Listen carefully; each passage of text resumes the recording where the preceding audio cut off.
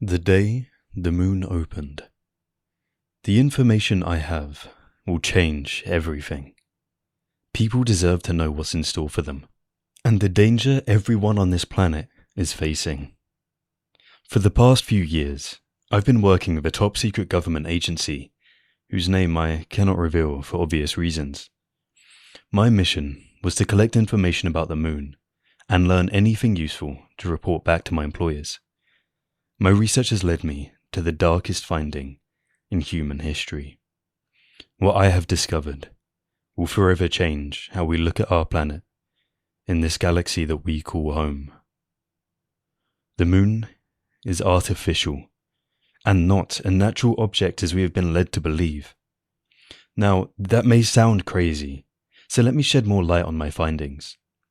Our moon is a mechanical object, not a natural one. My research has brought me to the conclusion that it is hollow and may have a purpose beyond what we have all been taught to believe. Our moon is unique in its properties in that it does not behave the same way as other moons in our solar system do. During its orbit around Earth, the same side faces us, like a satellite. It never rotates, so the one side we see, we always see. In addition, its shape is a perfect sphere. Now that may seem normal, but let us consider moons on other planets. Phobos and Deimos of Mars both have highly irregular shapes. They're not spheres at all, and almost appear beat up from the damage they've taken over the millions of years in their existence. Despite being nearly the same age, our moon is still almost a perfect sphere.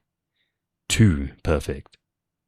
The shape of our moon leads to another finding that is often overlooked by most people, but one of particular importance when pointed out. During a lunar eclipse, our moon lines up directly with the sun, covering it flawlessly.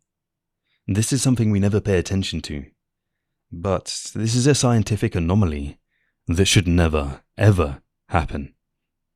The chances of the moon naturally aligning with the sun so perfectly is 0.000001. Basically, it's never supposed to happen naturally. Yet we've just been conditioned to believe this is how it's supposed to be, for lack of a comparative standard. Furthermore, there's strong evidence to suggest that our moon is hollow and may not be the solid object that we've all come to believe. In the 1960s, there was an experiment to study moonquakes, and the results were astounding. When struck by Apollo 12 on its surface to study the effects, the moon rang like a bell for hours. This experiment concluded that the moon must be hollow. And if this is the case, there's something further to investigate here. In expanding my research, I looked to history for the answers that science has left unsolved in our time. Again, I was blown away by my discoveries. Our moon was not always here in the orbit of our planet. And I do not mean like 1,000,000 years ago. I mean only a couple thousand. There are ancient civilizations have a record of a time before there was a moon in the sky. This means that it was placed here at some point during human history. One of the civilizations that has a very good account of this is the Zulu tribe of Africa. They have a legend that states before the presence of the moon, the earth was covered with a rainy canopy and had a tropical climate.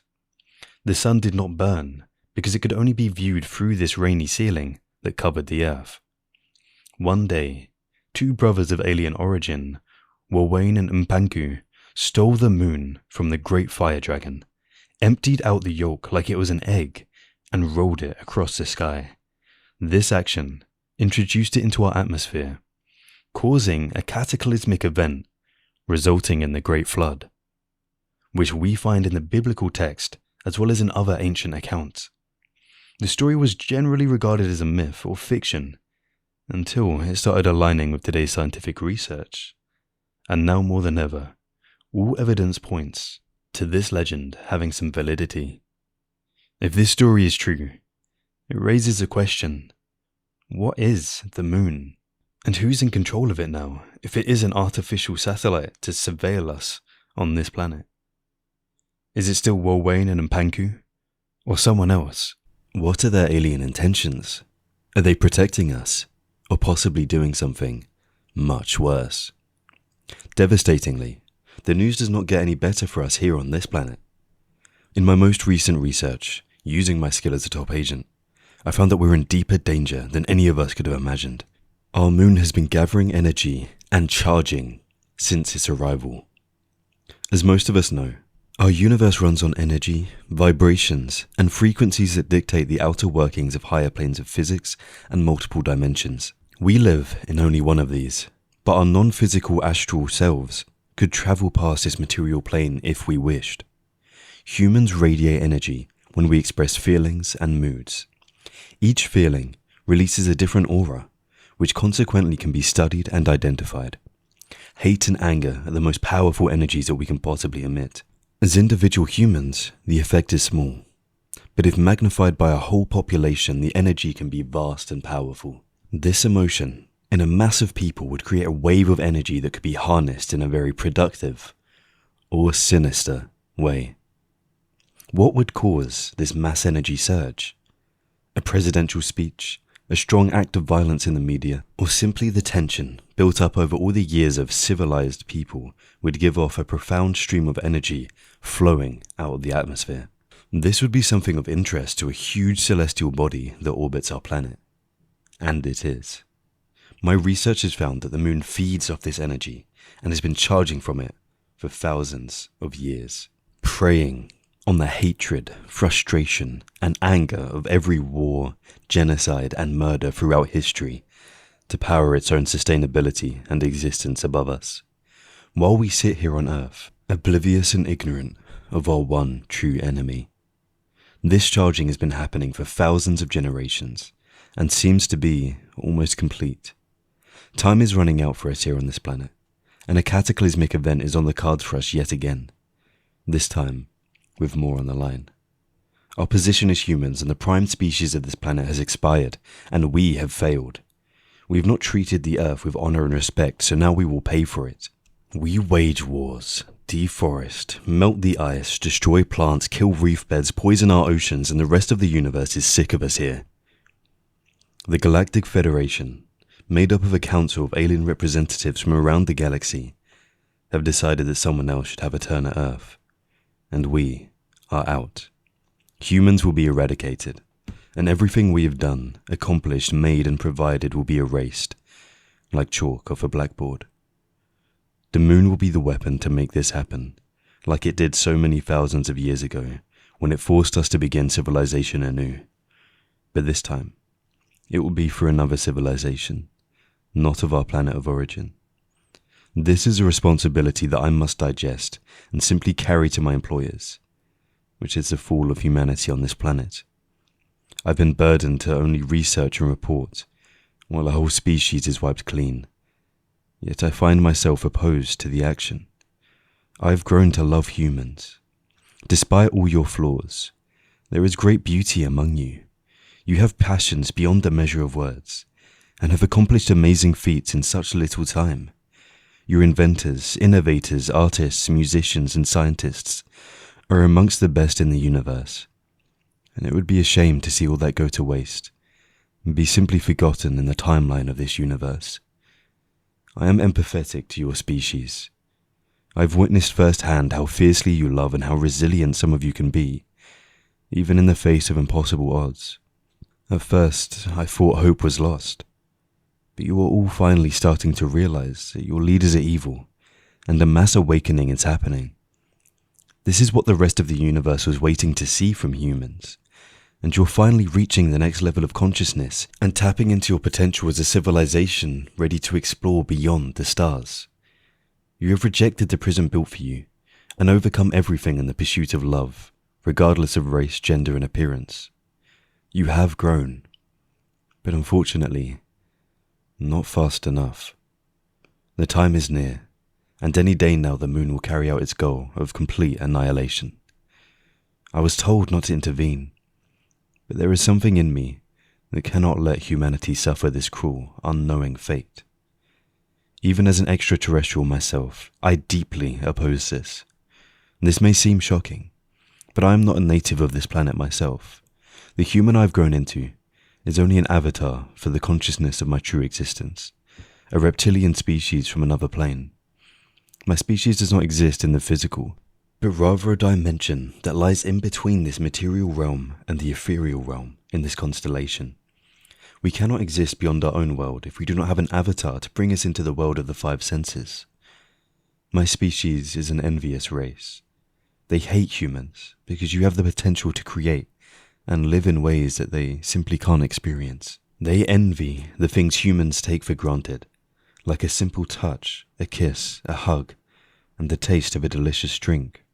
They want to experience life as you, and eventually replace you.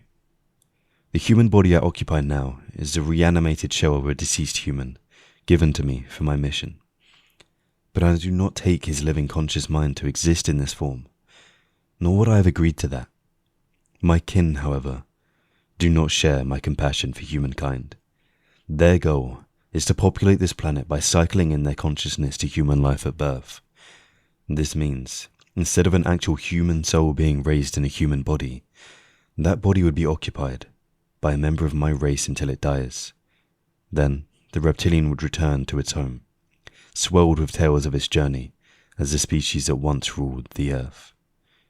This is the fate of every person on this planet, and it's a cruel one that must be denied. As I took a break from my thoughts, I got up from my chair and walked over to the window. Another full moon was shining in the sky. The sight which I once thought was so beautiful now saddened me, knowing the deception and the ignorance these people have lived in for so long. Taking a deep breath, something on my television suddenly caught my attention. Tonight was a live press conference downtown on the governor's newest project. Millions would be tuned in to hear the news happening at this part of the country. At that moment, a thought struck me. I have to get on TV and share this information so people know, I said to myself.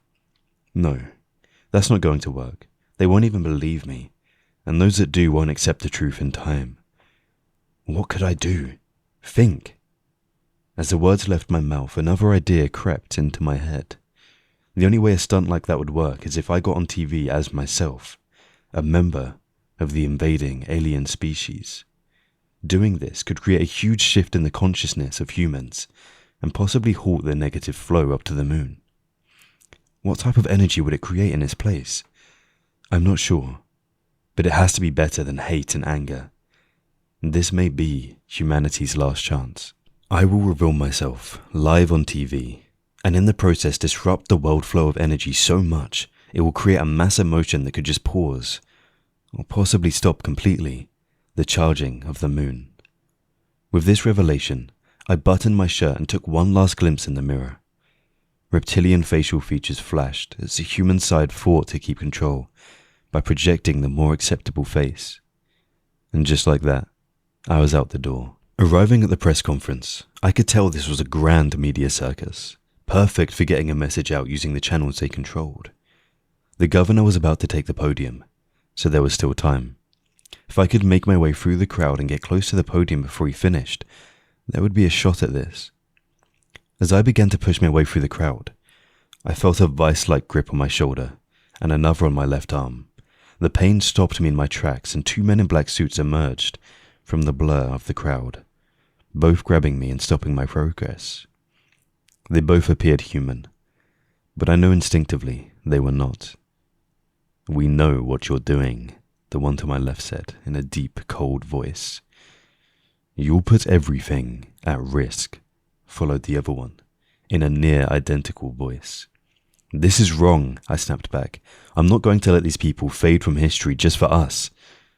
Almost instantaneously, they both tightened their grips on me, their human faces revealing waves of reptilian features as they lost control in their rage.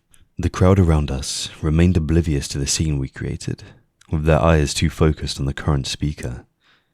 "We will stop you. It can't be permitted." "You'll have to kill me," I stated aggressively, pulling myself away from them both. My control over my human facade was fading with extreme tension, and my true self continued to fight its way through the human body. I freed myself from my fellow kin and pressed on through the crowd. My true face was now showing all its glory as the governor took the stand. As I approached the front podium, there was a scream from a woman next to me. Our gazes met as she reacted to my true form, no longer hidden. The governor and the rest of the crowd followed suit, freezing me where I stood in the uproar. Then, something happened. There was a thunderous boom that filled the night sky louder than any sound I had ever heard. Everyone around, including myself, clenched our ears in pain as we tried to shake off the disorientation. It was the moon. The loud boom added to the panic as bodies rushed in different directions with no logic or reason. Then a new sound hit our ears, a long blaring horn, as if God himself was beckoning for all the planet's attention. Once people adjusted, everyone's attention fixated on the full moon. The unusual activity drew the eyes of the crowd all around me, and possibly everyone on the planet. This continued for a few more minutes until something even more alarming happened. A black vertical line became visible on the moon. The horn was still blaring as the line grew in width. The blackness was spreading along the realization that the line was expanding into a gaping hole. The moon was opening. Cries and screams echoed through the streets as the realization of imminent doom spread like a pandemic. Then dread filled my core with the realization that I had nowhere to go. Standing with these people against my whole planet embarrassed my world and probably struck a mortal wound in the pride of an entire species. But then it hit me. I don't care.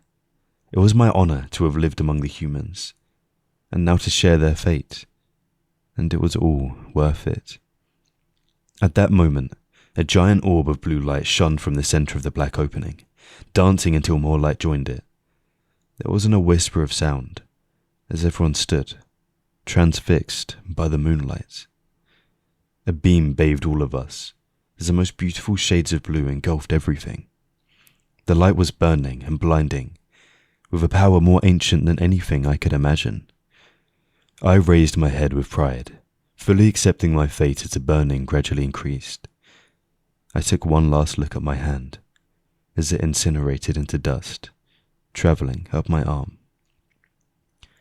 I smiled, my heart filling with gratitude for one last time, appreciating that my final decision was a good and moral one.